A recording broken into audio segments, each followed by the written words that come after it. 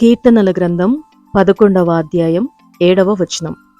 యెహోవా నీతిమంతుడు, ఆయన నీతిని ప్రేమించువాడు.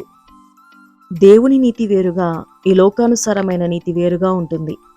నీతిగా జీవించడం అంటే ఏమిటి? నీతిగా జీవించాలంటే మనం ఏం చేయాలి? ఒకసారి ఆలోచిద్దాం. యథార్థమైన హృదయం కలిగి ఇతరులకు కీడు చేయకుండా మేలు చేయడం, ఇతరులను ప్రేమించడం, వారి నుండి ఏది ఆశించకుండా ఉండటం, ఇవన్నీ మంచి లక్షణాలే. అయితే ఇవన్నీ ఈ లోక సంబంధమైన నీతి కింద పరిగణించబడతాయి. అయితే దేవునితో సంబంధం లేకుండా నీతిగా జీవించేవారు దేవుణ్ణి బట్టి నీతిగా ఉంటారు. కేవలం మనుషుల మెప్పు కోసం మాత్రమే వారు నీతిమంతులు అనిపించుకోవడానికి ఆ విధంగా ఉంటారు. అయితే దేవుడిచ్చిన 10 ఆజ్ఞలు పాటించడం కూడా ఈ లోక నీతి కిందికే వస్తుంది. నిన్ను వలె నీ పొరుగువానిని ప్రేమించడం దేవుని నీతి.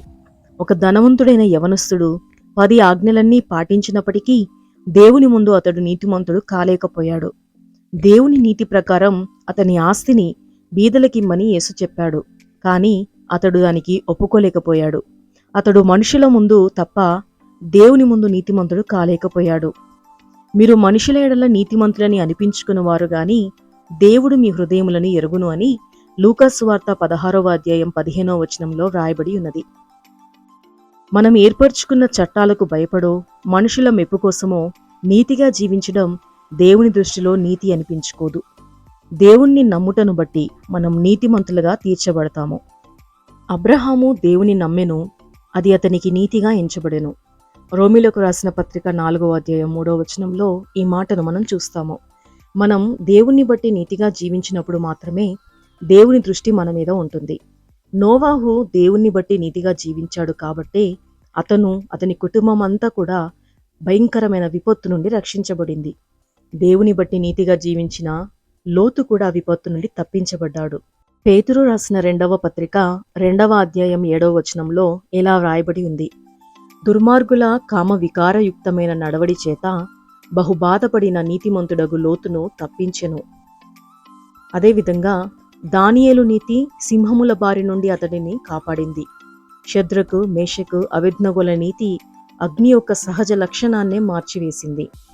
ఈ లోకంలో మనం జీవిస్తున్నప్పుడు మనకు ఎదురయ్యే అనేక సమస్యలు, బాధలు, కష్టాలు, ఉపద్రవాల నుండి మనం రక్షించబడాలి అంటే మనం దేవుణ్ణి బట్టి నీతిగా జీవించడం వల్ల మాత్రమే అది జరుగుతుంది. మనము నీతిగా దేవుని భక్తిలో జీవించినప్పుడు దేవుడే వాటన్నిటి నుండి మన జీవితాలను తప్పిస్తాడు. కీర్తనల గ్రంథం 34వ అధ్యాయం 19వ వచనంలో నీతిమంతునికి కలుగు ఆపదలు అనేకములు, వాటి అన్నిటిలో నుండి యెహోవా వానిని విడిపించును అని వ్రాయబడి ఉన్నది. దేవుణ్ణి నమ్మడం ద్వారా కలిగిన నీతిని బట్టే నోవాహు, లోతు, వారి కుటుంబాలు ఎలా రక్షించబడ్డాయో, అలాగే దేవుని యందు విశ్వాసం ఉంచడం ద్వారా మనము మన కుటుంబములు కూడా ఈ లోకంలో మనకు సంభవించే ఆపదల నుండి, ఉపద్రవాల నుండి తప్పక రక్షింపబడతాము. కాబట్టి విశ్వాస మూలముగా మనము నీతిమంతులుగా తీర్చబడి మన ప్రభువైన యేసుక్రీస్తు ద్వారా దేవునితో సమాధానము కలిగి ఉందుము అని రోమీలకు రాసిన పత్రిక 5వ అధ్యాయం 1వ వచనంలో రాయబడి ఉంది. దేవుడు నీతిని ప్రేమించువాడు గనక మనము నీతిగా జీవించి దేవునితో సమాధానము కలిగి ఉందుము. దేవుని నీతి ప్రకారం జీవించడానికి సిద్ధపడదామా? ప్రార్థన. ప్రభువా, మేము ఈ భూమి మీద జీవించినంత కాలము మనుష్యుల మెప్పు కోసము కాకుండా నిన్ను నమ్ముట ద్వారా నీ దృష్టిలో నీతిమంతులుగా జీవించగలుగున్నట్లుగా మాకు సహాయము దయచేయమని యేసు ప్రభువు నామంలో అడుగుచున్నాం తండ్రి, ఆమేన్. ప్రియమైన సహోదర సహోదరీలారా, ఈ క్లుప్తమైన వాక్య భాగము మన ఆత్మీయ జీవితానికి మేల్కొల్పుగాను దీవెనకరంగాను ఉందని ప్రగాఢంగా నమ్ముతున్నాను.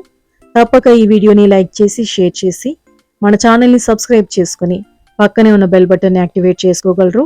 Thank you so much for watching this video till the end. May God bless you all. Amen.